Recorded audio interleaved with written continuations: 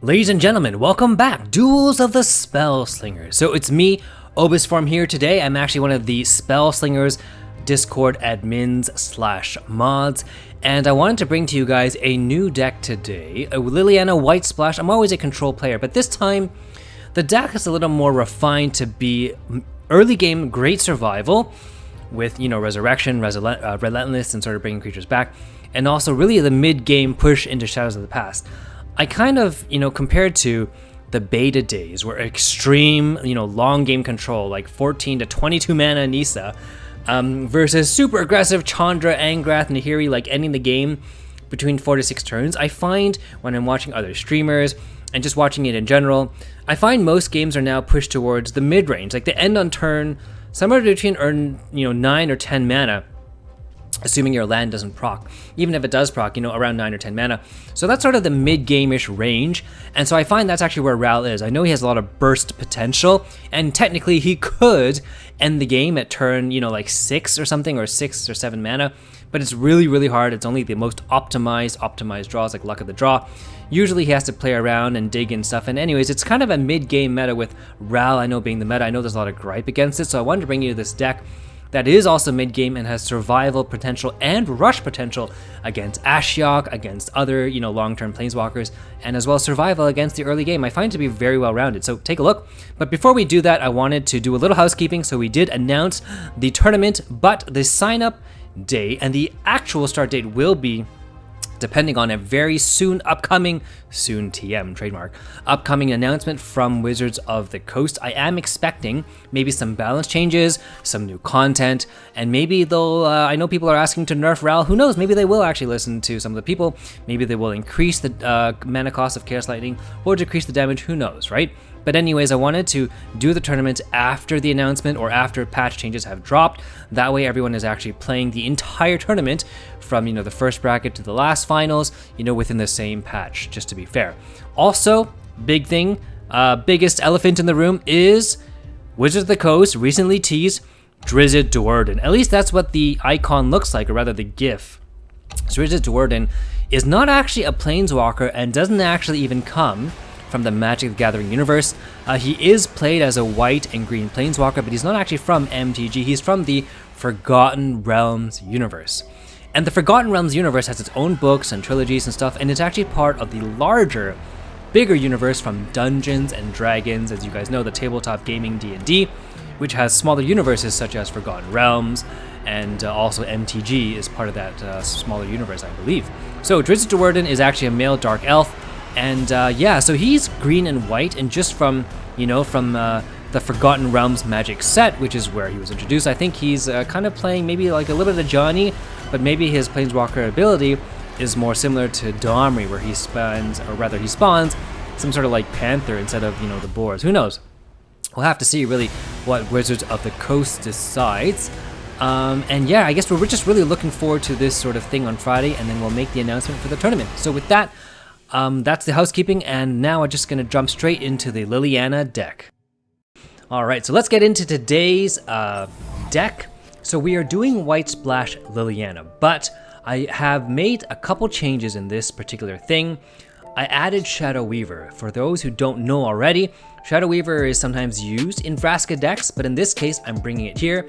Why? Because it mills a creature from your opponent's deck. So let's deal with it right now. It's a very attractive, lady with the black hair. Actually, I like ladies with black. That's a separate video. Nothing to do with it. Anyways, separate video, separate topic. So she'll mill a creature from your opponent's deck. And what are we going to mill when we're fighting Ral? So let's go to Ral's deck. Ral's typical deck has the following creatures that you want to mill. You guys know it's got the 2 Get-to Ember Mages, right? You want to mill those. You want to mill those, very annoying, as people say, the 0-cost Breaching Serpents. And so you can do this for, 1 mana. And nobody will really unsummon this very attractive, girl with the black hair, 1 mana, 1/3. Funnily enough also, she has 3 HP, so no one wants to, so she will end up eating so that Chaos Lightning damage. So in this deck, I also added the Mausoleum Witch to give Relentless. So if you do want to, you can give Relentless to your Shadow Weaver. You can attack with her to get in 1 damage, poke damage. And then when it dies, it'll come back as a 2/4, and when it dies a second time, it'll mill a second creature. So that's sort of the combo going on in here. I also have Blessed Rebirth. So if all your creatures die, your 1-cost Shadow Weaver, it'll come back and mill maybe even a 3rd creature. So that's kind of the combo here. But also I made this deck more efficient. I removed sort of the 5 mana, you know, Scour the Void. There's no more sort of Second Sun. It's a little too slow. So what I did was Shadows of the Past is still your endgame, but now I also have Abyssal Chain. Why? Because Abyssal Chain destroys a creature and draws a card. Why do I want to destroy my creature? I do want them, right? Because Relentless is still there. It's still a creature to attack.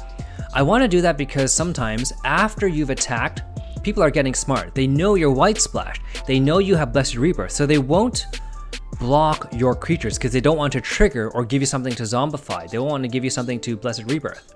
So what you can do is you can attack and get in your damage, your 3 damage, your 4 damage, and then after that, you can kill it with Abyssal Chain. And you're like, so now that I've killed it, I've drawn a card, and now I can Zombify. Why is that important? It keeps the tempo. This deck must sort of have poked and sort of won the day a little bit by turn 10. Shadows of the Past is simply to bring back all your big guys and Relentless and just, you know, one more time attack, or to give you +5 life, right? If you're low on life and she gets 1 life. But it's really there to sort of end the game. If you haven't been able to poke with these guys, mill a little bit, grow your Relentless guys to something ridiculous, Shadows of the Past will not save you. So this deck needs tempo. It plays actually much like Vraska. Vraska can also run Shadow Weaver, also runs Abyssal Chain to destroy creatures, trigger Finale twice and get cards, also could run Shadows of the Past, but just like Vraska, or rather unlike Vraska, I don't have, because I'm not Green Splash, I don't have maybe Overrun. So I have to sort of do the damage, which is actually kind of how the way Vraska plays, right? Not all of them run Overruns as a sort of just, you know, Oko, 1-hit KO, 1-turn KO. And so now in this deck, I also have to combo off with killing your own guys and bringing it back, Blessed Rebirth. I have, of course, the Day of Judgment, where you can wipe everything out, and then just Blessed Rebirth, and that functions the same as the Shadows of the Past. I also have Sinister Southpaw, again, more control to kill off the Breaching Serpents, to get 2 Ember Mages, and then after you've Sinister Southpaw'd your own, you know, Shadow Weaver guy, and then you can just bring it all back, Blessed Rebirth. So that's the combo here today. I'm not going to get into the video about, you know, the women with the black hair track. That's, you know, separate some other time. We can talk about that over Discord.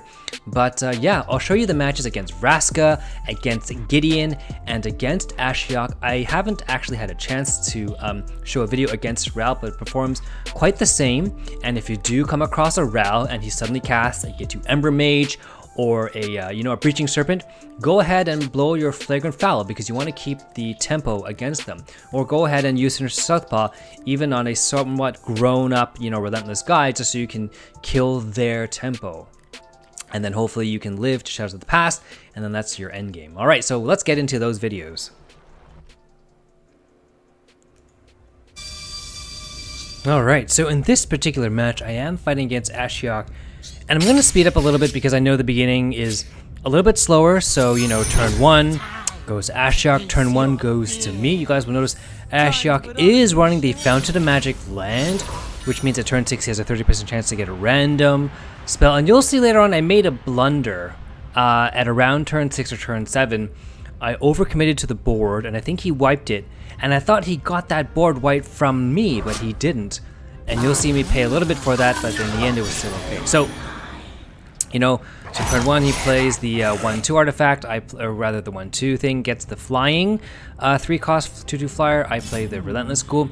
So he attacks, and I choose to block because when I attack next time it'll turn into a 2/2. And so now it becomes unfavorable, and that's actually why I decided to block.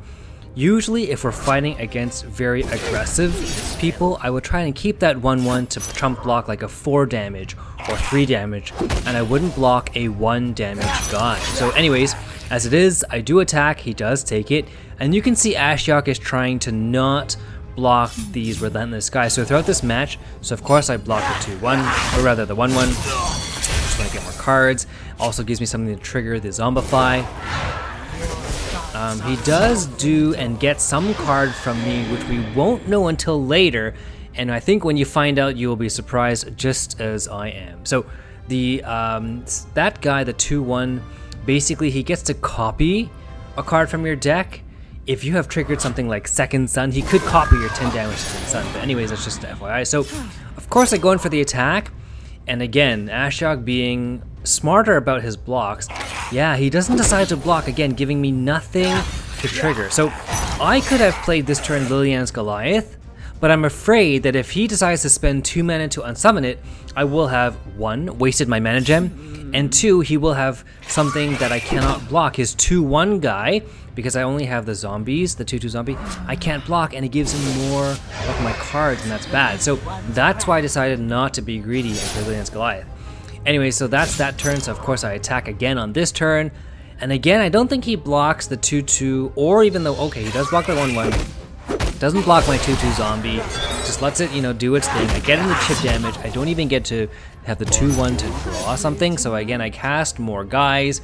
I want to be able to block his 2/1, just in case he, you know, decides to unsummon, and then, you know, drain blood, something. I really want to have something to block it, so I just want to be ready. Anyway, so his 2/1 flyer is costing me a lot of damage, and you'll see later on, I have to deal with it, but this whole time I've been taking 2 damage pretty much every turn since, I think, turn number 3 when he casted it.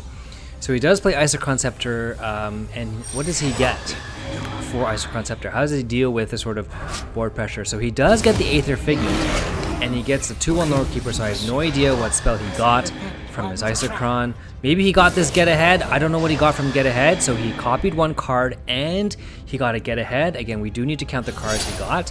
Maybe he got things like Day of Judgment. Maybe he got Liliana's Goliath. We'll see. So anyways, this is a time, Sinister Southpaw, and I kill the Aether Figment again, so I can keep tempo. That's why I decided to blow that sort of, you know, removal thing. He could have bigger things, right? Ashiok could have his 2/3 Saboteur Mage, you know, his signature card. He could have even Arcanus the Archmage, I don't know. But I want to keep tempo because I don't want to wait, and I don't want to have the Aether Figment trade unfavorably into my team. So on turn 6, he has a 30% chance, and the reason I'm reading that is because I feel like Ashiok is slowly playing his cards. He's not throwing out chump blockers. He's not throwing out cards to get more cards. I think maybe he has a Day of Judgment. He did get Get Ahead. He did have his 2/1 guy copy a card, and then he also had the Jolt of Inspiration, gave him 3 random spells. I don't know what he got. And if he does have something like Infest, if he does have something like Day of Judgment, he's just sort of playing the board. Okay, so he has Scathing Glare, there we go. Maybe Scathing Glare is the card he got from Isochron Scepter. He does stun my guy, doesn't attack, yeah, so you'll start to see that the 3/1 flyer overhead never blocks anything, and it's starting to cause so much chip damage. So I have to get rid of it in some way, shape, or form. So I attack with everything. Is something going to get blocked? Is he finally going to block my 1/2? Of course, probably block my 1/1 just because, you know, and maybe the 3/1 Liliana's Goliath will go through, who knows? So this is actually some smart blocking we're seeing from Ashiok. Yeah, so he blocks the 1/1, he does give me a card, but maybe the 1/2 goes through, and maybe the 3/1 also goes through. Doesn't want to trigger Liliana's Goliath because he can't deal with it as a 10/4 guy, and the 1/2, yeah, he just doesn't want to let me play Zombify, but it doesn't matter. I play my Gravedigger anyways, and I get, now becomes a 3/3 Relentless Ghoul. So this is how you can bring value, sort of bring out your little guys, and honestly, a lot of these games are just growing maybe 1 or 2 zombies to something ridiculous, and you'll see later on in another video in Vraska, I grow my 3/4 Gravedigger to basically a 9/10. And sometimes you just have to do that to sort of dominate the game. People start being scared because they don't want to spend, you know, so much removal on this sort of this 3-cost guy. And that's how you play the Liliana dance, or that's how you dance, I guess, as Liliana. So on Ashiok's turn, of course he's going to attack me with the 3/1 flyer overhead. I have no answer. And if he didn't have that 3/1, you would probably notice he wouldn't actually have gotten any damage on me at all through any of these turns since turn 3, except for maybe his his Nightmares. So this is actually costing me very heavily because this particular deck doesn't run any flyer, doesn't run the P-Foul, doesn't run the you know, the Blood Queen Drana, and so he stuns my guys again, trying to buy more time, as Ashiok is supposed to, doing well to build up his nightmares. And again, I'm just suffering damage because every turn he's poking me for 3, so I have to deal with that somewhere. So I know he's never going to block with the 1-3, so I just attack with everything. Maybe he'll give me something to zombify. Maybe he'll finally trigger my 3-1 guy because he's now going to be down to 10 life if he doesn't. Maybe, yeah, so he blocks my 3-3, finally turns into a 4-4. And this is the time when I think I made a blunder because, again, Jolt of Inspiration gave him 3 spells. He has 1 get ahead. He also copied 1 from the 3-1 guy on the board. There's a big chance he has Day of Judgment, so I need to keep my guys not relentless. They have to have relentless without triggering it, and so I think that's why he blocked my Goliath, the 10-4. So I cast, I think in this case it was maybe the Sinister Southpaw. Nope, what do I do in this turn? Do I give, yeah, so Mausoleum Witch, what do I end up doing with 8 or 7 mana?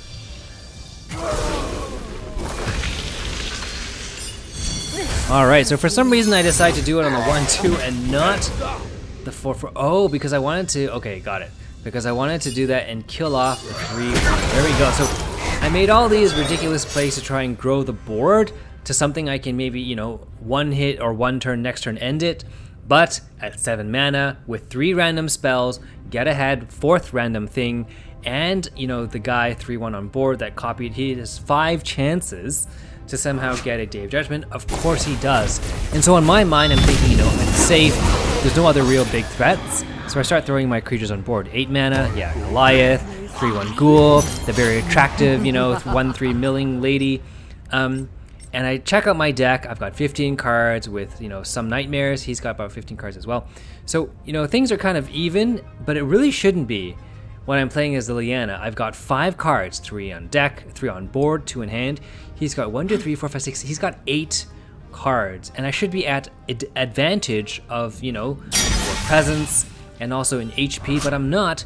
And I think it's because of that giant misplay I made in Day of Judgment. So I'm actually quite behind, if I'm being honest, playing as this sort of way. And he gets my Goliath.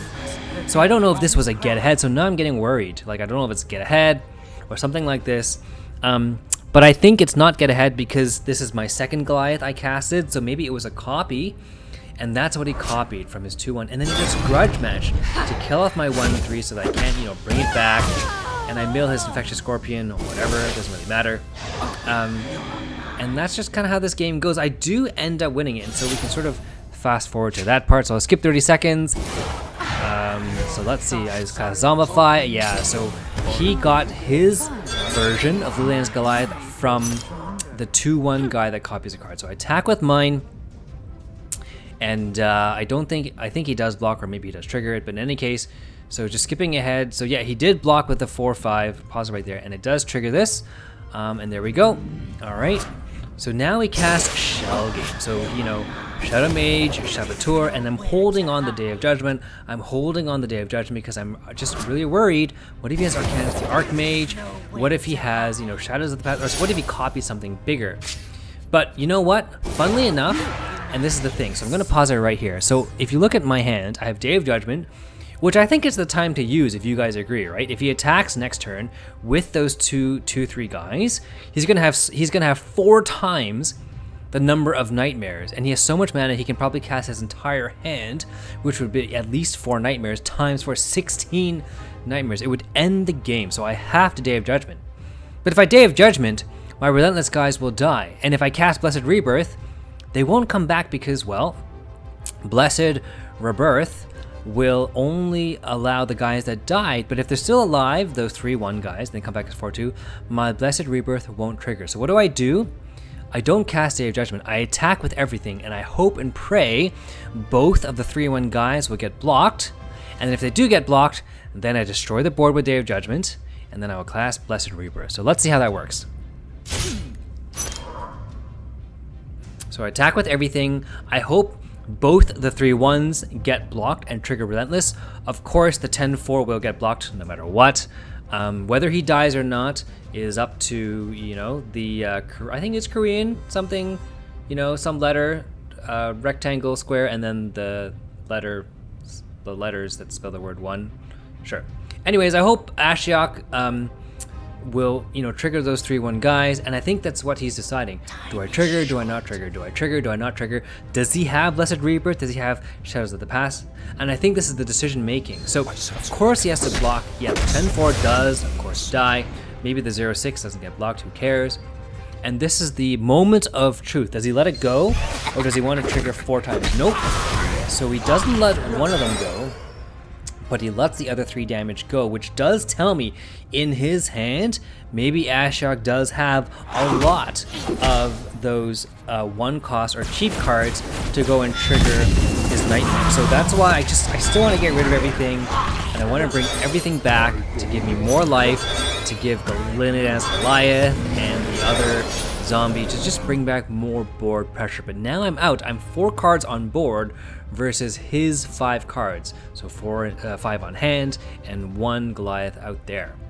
And so that's it. I've played all my cards, and I usually don't like to do this because even if you don't have a good card, you want to save a card to make it look like you have a Day of Judgment or Shadows of the Past. You don't want to sort of reveal your entire hand by having no hand, right?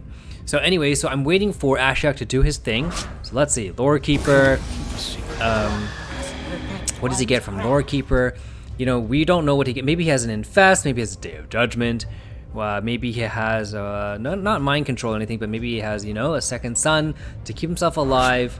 Nope, so he has Overrun. I think that's what he got from the Lore Keeper. And so luckily for me, I have this 1/7 guy just sort of sitting around doing nothing. He eats 7 of the 11 damage, so I take 4 damage. Lucky for me. And so yeah, he has only the 5/1 to block. So now I'm thinking if I have another Sinister Southpaw, Flagrant Foul, whatever, I can sort of end the game. So he decides to Fatal Infection. Let's see. So, alright, so Nightmares are triggered. Everything attacks. Things will get blocked. So let's just skip ahead. So things do get blocked, and he keeps his 8/2. Looks like both of my zombies got triggered, and I found a zombie. I think I drew one. Or rather, I did the Zombify. And so he does get the Infest. It does slow down my tempo. And, you know, he does get the Shell Game. So yeah, this is a more control-centered Ashiok. Less random. He had the Shell Games. I think he just hard-casted the Infest. I don't think it came from, you know, Jolt of Inspiration or whatever, Lore Keeper or something. I think he just sort of had these in his deck. At least that's my guess. So yeah. So I'm thinking now, you know, he does get the 4. So I was going to say good game because, you know, I thought it was over, but then the 4 Nightmares triggered, and now he's still alive. So game is still on. But luckily now I'm back at card advantage. I have my 4 on board, really 3 on board, versus his, oh nope, his Fountain of Magic triggered. So now I'm back to no card advantage, and he has 4. He could just cast all 4 things. Who knows what he has? So let's just skip ahead to the decision making. So he does cast the 1/2 guy, gets the 2/2, cast them all, and now I do attack. And lucky for me, I do draw my endgame Shadows of the Past. So you guys can kind of see how this is going. Yeah. So as you guys see, even though it wasn't optimal, I still forced a Shadows of the Past. I should have, or could have, waited. But I find that if I'm at such low life, at 9 life, and he only has 1 HP, I really just need one of these single creatures, but really it's not favorable. And I really should have found a way to destroy this, but I don't. In any case, I think this is how I end up winning the match. So let's see what happens. So he casts on Summon. Glorious Anthem breaks his fire at 3/3 again. Flying is my weak point of this sort of thing, but I do get the Flagrant Foul, and that's how I end the match. So I hope you guys enjoyed watching this. We're going to go into the Vraska match and the Gideon match and show you just how powerful the 3 mana white card is to bring all the creatures back.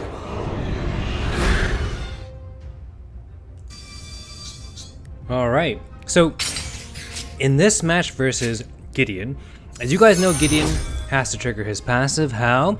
By having at least 3 other attacking creatures. And if Gideon does, then Gideon himself comes out to play. So in this match, we're going to show you how I think the amount of control that White Splash has allows White Splash Liliana to sort of just, you know, block Gideon and then just sort of board wipe and win the day. And because you have Relentless, you can still have some board pressure, you still gain HP. So, you know, turn 1 is just turn 1, turn 2 is turn 2. So I attack. Of course he's not going to block because Gideon wants to bring himself to having 3 creatures. So I'm just putting up chump attackers. Again, Gideon is not going to block, so I can get in some free damage. So I call them chump attackers because they're just 1 or 2 damage pings. All right, and there we go. So on turn 3, I draw my Day of Judgment, and that's what I'm really playing into. So the moment as a control player, you draw your Day of Judgment, you really have to start asking yourself, how can I make it? So on turn 7, either I'm totally in control, or if I'm not, I totally sort of, bait. As a master baiter, you sort of bring the opponent into your sphere of influence, and with all your, master baiting techniques and practice, then you can sort of end the game.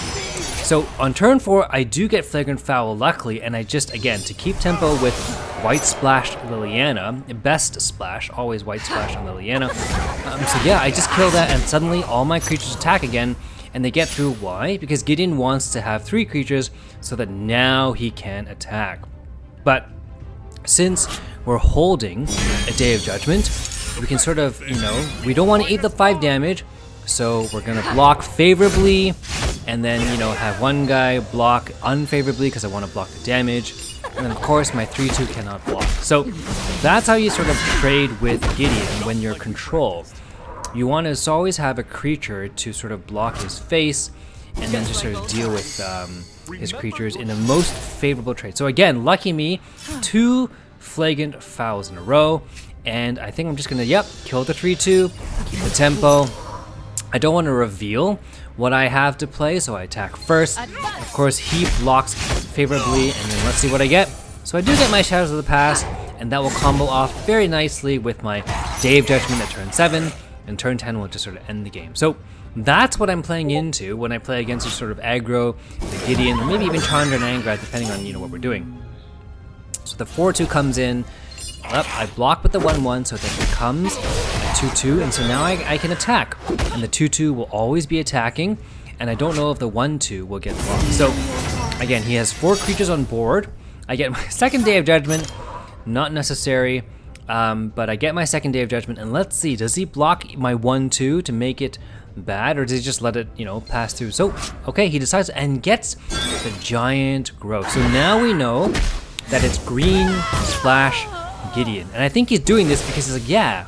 So lucky for me, I mill the Leonin War Leader. He can't get any more. I throw in these creatures, and I'm mousing it over for you. This is my game. I can Day of Judgment, turn 7. I can Day of Judgment again turn 9 in case anything happens. And then I can just blow shot the path. So he does use Path of Exile. So I have to just block the damage. So whatever, block this. I take 4 plus 4 plus 2 plus 1. That's 8. That's 10. That's 11 damage to the face. And so let's see what happens. So before I Day of Judgment, of course, I'm going to attack. So he casts everything. So he does a very good Werewolf. Unfortunately, too bad. So I attack with everything. It looks like it's my last ditch effort. Or it's not. Maybe he knows that I'm going to Day of Judgment. I don't know. In any case, I Day of Judgment. And just like that, you have the entire game. And Gideon has nothing. So, I mean, this is pretty much game, as you guys know if you've ever played Gideon. This is pretty much game. So, unfortunately, I don't get anything. And so he's going to have, he gets lots of Lingering Spirit. This part is funny. So Lingering Spirit works, I think, very well with Gideon because they are flying and it's 1/1 and it's overhead. So I, do I Day of Judgment? Do I Shadows of the Past? And I'm really unsure at this moment. So I'm thinking I should just Day of Judgment, but then he's going to have a flying guy and he's at 16, so I can't end it in one turn. So I'm thinking I would just create board pressure. And I want to block that 4/2. I don't want it to become a 5/3 and then also have the Gideon's shield, to get the armor and then turn into a 5/3 and then go to a 6/4, all that stuff. So I just want to get rid of it now. So I throw in all these guys. If you're going to notice on the board, I have only 2 guys that are relentless. And so if you can see, Gideon has all these, chump attackers. So it's 1/1 to trigger his passive. So again, I'm going to try and attack with everything. Hopefully he triggers my 5/3. Hopefully he triggers my 3/3 relentless. So hopefully he blocks those 2 guys. Triggers a relentless. And then I do the most overpowered combo in the world for Liliana, White Splash, which is Day of Judgment, destroy all your own guys, and then Blessed Rebirth and bring them all back. So it's a free board clear. Well, not free, but it's a board clear. Yeah, so he takes all that damage. I say, nope. kill off absolutely everything. This is the longest completion. 9 creatures of Day of Judgment. And bring them all back. Blessed Rebirth. It's just like I try to cast something, I can't. And that's it. That wasn't a waste of time after all. There we go. So hope you guys enjoyed this part.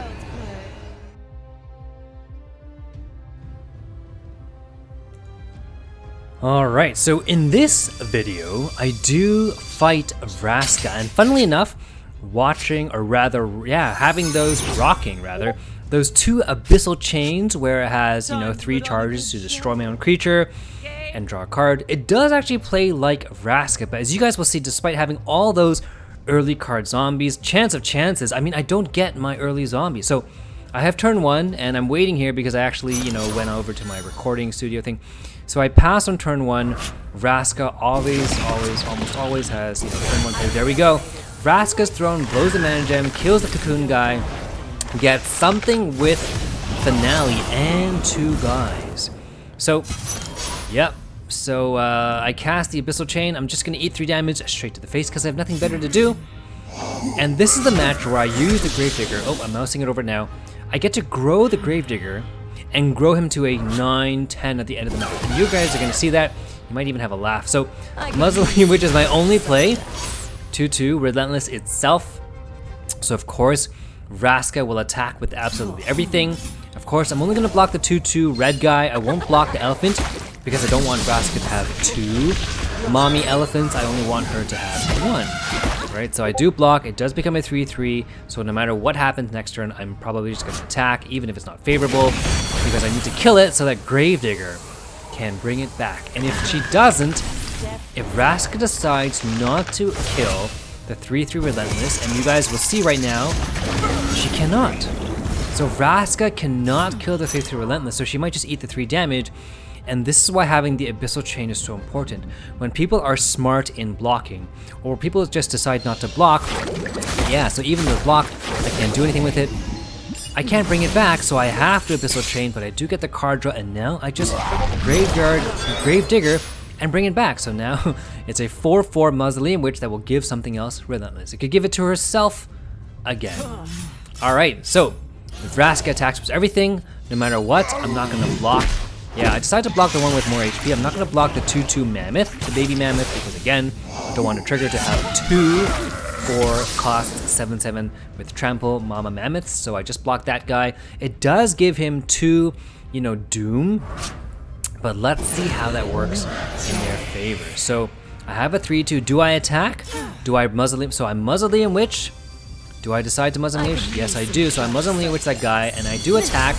Maybe it gets blocked by the 2/2. Maybe it doesn't get blocked at all. Who knows? Let's see what happens. Vraska, do you decide to block with the 5/3, or do you decide to take the damage and then trade favorably later on to trigger? Nope. So you do decide to block because the 2/2 guy does not have any finale, so it doesn't matter if he blocks now or later. And now I cast, yep, I don't want to use Abyssal Chains because there's no need yet. I still want to get the damage in from the 4/5 guy. And so let's see how Vraska does. Does she decide to attack with everything? Of course the 1/1 will attack no matter what. I'm pretty sure the 5/3 will attack. And maybe even the 2/2, even if it doesn't trade favorably. Yep. Okay, so the 5/3 doesn't attack. And I do decide to take the damage because again, I don't want to trigger the Mama Mammoth. And at this point, I think Vraska is noticing that even though I'm down to 13 HP, she's at 27. She's more than double. She's more than 26. She's more than double my HP. She decides to Fatal Infection this 4/5 guy, Fatal Infection the 4/4 guy, and this is where Abyssal Chain is so important. So more Infectious Scorpion, Vraska's Throne, doesn't waste a single moment, instantaneously kills off the baby mammoth to give 2 mama mammoths because that's actually Vraska's threat. So when you guys play against Vraska, that's her real threat. So I attack with everything. And who knows, will the 4/5 or the 4/4 get blocked? Yeah, I'm pretty sure the 3/2 does get blocked. But will the other ones get blocked? Maybe not. She's just gonna eat the 8 damage, she can afford it, she's so ahead, yeah. And so this is where Abyssal Chain is so important. So what do I kill off? Do I kill off the 4/5? I kill off the 4/4, I get a Day of Judgment, and funnily enough, I bring it back, and then I Relentless the Gravedigger. So the Gravedigger does die, but he does come back as now a 5/6. and thanks to the relentless, the chain that allows me to kill my own creature, I Gravediggered it back, the one that I just killed, and gave relentless to the Gravedigger. So that's the combo we're playing between these two cards, with the Abyssal Chain to kill your own guys on your turn at your command. That's the power of it. So Vraska does attack, and so now my HP is back up to 15. She's down to 19 because she took 8 from before, thinking that the Infectious Doom would take care of it. It doesn't. So I do block. Vraska does get two zombies, and let's see how she uses it. Does she use them as fodder for her Vraska's throne? Does she, you know, do something else with it? She sacrificed it like I'm doing with the Abyssal Chain to draw more cards. Cast the Mama Mammoth, and I don't have anything to do with it on hand. I'm not gonna blow a Day of Judgment just for one Mama Mammoth. It would have to at least have 2, because we know I think she has 3 of them, or maybe at least 2 of them. So yeah, again, decides to Infectious the 5/5. The 5/6 will probably get blocked. Yep. She's thinking, you know, the 5/5 is just gonna die, right? I'll take the damage. But I say, nope. I will Abyssal Chain it, and then Blessed Rebirth. There we go.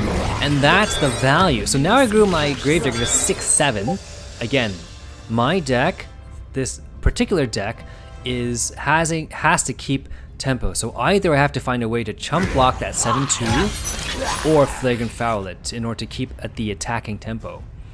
So that's the power of Abyssal Chain. It destroys any value that people will have had by infecting things with Doom and letting it go through. They will think Doom take care of it, but you get to kill it. So Vraska, luckily, very lucky, gets Ilarg from Vraska's throne because it is a creature with finale, so I do have to block and kill it. It does give him 4 charges of +2/+0 and trample. So now I'm in a little bit more of a pickle because suddenly all of Vraska's creatures can trade favorably by giving them 2 damage and trample. And I have to start dealing with that. Let's see how I deal with it. So now we're back up to, yeah. So again, that flyer is a big problem. So I think I just have to attack with everything, maybe Flagrant Foul it. We'll see what I have to do. And we'll see. So I don't think the 3/1's gonna block. Yep, so it's relentless. 2/1 probably goes in. There we go, boom. And do I Flagrant Foul the no, what do I do?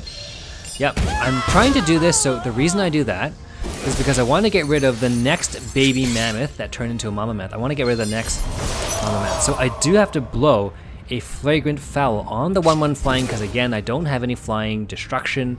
I only have Flagrant Fouls, 2 Sinister Southpaws, and Day of Judgment to combo off, you know, with your Blessed Rebirth, a 3-mana white card. So now it's Vraska's turn, and you'll now see, even though she was so ahead at one point and double my HP, she took all that damage from my Relentless guys, thinking that, you know, the Infectious Doom would end it, but it didn't. And I comboed it off, and I killed them off with the Abyssal Chain, and I brought them back with Gravedigger. So it looks like Vraska does her own combo off with Gravedigger, and I get the feeling I'm scared here because I thought the Gravedigger would bring back either Ilarg or the 7/7 Mammoth. And if it had a choice, I think it'd be Ilarg, right? Haste gives you more artifact. So I attack with everything, and Vraska does not want to go under, you know, 10, so it does block. That's not a favorable trade, but you know, whatever. The reason I do that though is because, again, I'm close to 10 mana. I'm close to Shadows of the Past. So I bring back a 4/2 Relentless guy. It's 5/3. You know, just sort of throw things on the board. And this, my Gravedigger is now a 6/7. Yep, I was like, I can't give up that. It becomes a 7/8 Gravedigger. It's ridiculous. And I think this is the part where Vraska gets another Ilarg thanks to the Gravedigger. Ilarg itself being spawned from Vraska's throne, which gives you a random draft of 3 creatures with finale. There's a Mama Mammoth. Okay, so there's no Ilarg yet, and there's 2 Mama Mammoths. So, yeah, what do? I was thinking that I'm still scared that maybe he still has Ilarg or something, so I decide not to blow Day of Judgment. Also, I don't have enough creatures with Relentless. I have a 7/8, which is super big, so I might as well keep him to block the 7/7 Mammoth. It might become a 7/9 on Vraska's turn because of that, you know, that 3 charge artifact plus 2 damage and trample. But anyways, I do get some damage in, so I'm thinking again, I'm just gonna throw out creatures. I want to draw more things. And this is the part where I wasn't sure. If I did lose my board, should I Shadows of the Past? and keep the tempo going? Or should I just wait for Vraska to play her, you know, Sister of Stone Death, to play maybe Kothofed, to play maybe the other Ilargs and the Mama Mammoths or whatever? I'm very hesitant to throw out my Shadows of the Past, because if she has Sisters of Stone Death, well, it kind of screws up all my creatures. My biggest creature becomes a 2/2 stone guy, and so it destroys the entire, you know, the buildup of the Gravedigger. It destroys the buildup of the 6/4 Relentless guy. So, okay, so it does get another Ilarg, and I do have to block it, unfortunately. But I don't want to block it, you know, and give it so many artifact charges. So yeah, I'm just going to take the damage, trigger Relentless, because Vraska used all her mana, only has 2 mana left. Maybe she could throw out a zombie or something. I just want to go in for the attack and smash face. So yep, there's a 2/2 zombie, and look how she used the artifact. Very effective.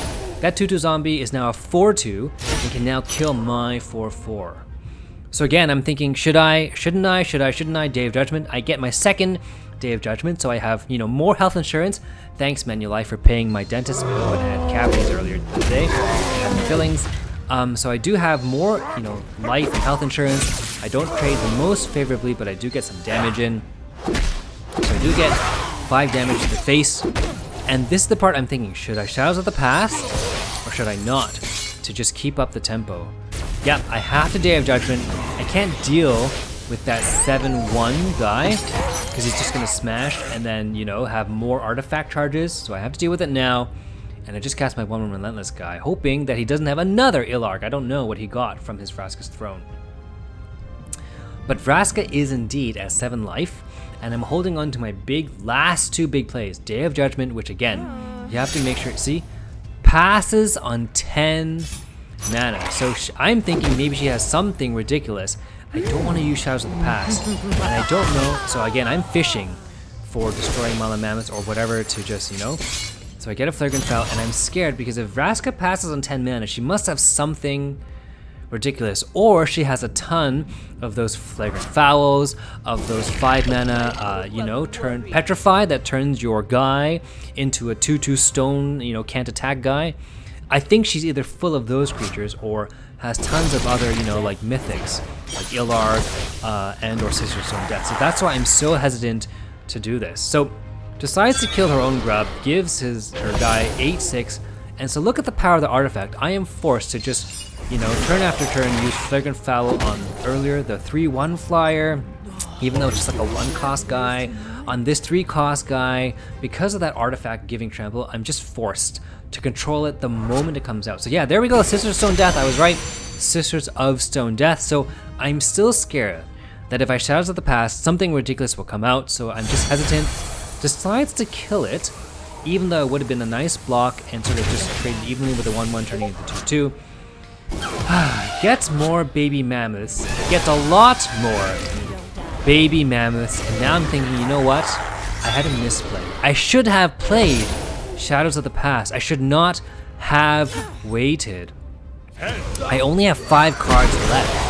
If I don't Shadows of the Past now, I'm not going to have enough turns if Vraska decides to stall and just throw a bunch of creatures there. I don't have trample. I won't be able to end the game. So now I'm thinking I made a blunder earlier. I should have Shadows of the Past and not waited where I was forced to Flagrant Foul everything so many times. So there we go. There's the Sisters of Stone Death. There's the Undead Striker. And now I'm thinking I can finally Day of Judgment properly. So I think this is the time to play Day of Judgment. I only have 4. Yeah, I'm so worried. 4 cards left. You know, trigger the 5/1 Relentless, Day of Judgment, and then maybe Shadows of the Past. So let's see what I do. Do I Shadows of the Past? Yeah, so there we go. I Shadows of the Past. 8/9 guy is ridiculous. 7/7, 7/5, 5/5. But again, I'm missing Relentless guys. My 1/1 is not here that grew up. My Liliana's Goliath got turned into stone earlier. So I don't really have very good Day of Judgment synergy. So when she attacks this turn, I don't have a choice. I think I just have to, you know, take it on the chin. But luckily, because of Shadows of the Past and all the other Relentless combos, we do get a lot of life to play with. It's almost like Nisa, except, you know, Nisa can grow to a lot of mana, a lot of HP, but we have also grown to a lot of HP. Decides to attack with a 9/5. Yep, I don't block.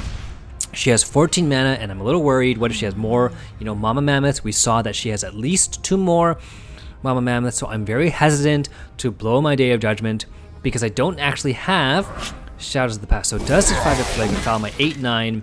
So there he goes. Goodbye, Mr. 8-9. Finally plays Mama Mammoth number 1. And I'm thinking in my head, you know, I still have to wait for Mama Mammoth number 2. But now that she decides to Dark Gladiator and sort of bring her entire hand out, I'm less inclined to keep the Day of Judgment because all I have to do with is a 7/7. But I have 3 cards left, and I'm super worried. If I only have 3 cards left, that's only 2 more turns, because even if I cast Shadows of the Past now, I won't have it to attack. So I have to just kill everything and go, I can't wait anymore. Have my guy grow up to 8/6, the power of the Relentless, and then give him Relentless again. So even if she throws a Mama Mammoth down, she will be forced to block the 8/6. She could block the 2/2, but she will have to block the 8/6 at least with a chump blocker. So that's what I'm sort of preparing for. We sort of went through all her Relentless, or sorry, we went through Vraska's Sister's Stone Death. We went through basically the majority of her Mama Mammoth. 2 cards left. It's now or never. And I think that's what Vraska is trying to do. She's trying to buy the time. And I can't afford that time. So, yep, no choice left. It's time to do that. Shadows of the Past, the Gravedigger is a ridiculous 9/10. My Relentless guy is a ridiculous, an 8/5, and he took damage 8/3. Or rather an 8/6, my apologies, and now is an 8/3. And Vraska's down to 3 life. So this is how you can play the Control Liliana. And Vraska decides to commit Sudoku with Recycle Grotesque and does 8 damage to herself. And yeah, that's the game against Vraska. So White Splash Liliana with the, you know, that artifact that allows you to draw 1. I think it's very efficient and effective. So I hope you guys liked what you saw. Please do like and subscribe. Leave a comment you got any questions, and I'll see you guys in the next one. Take care.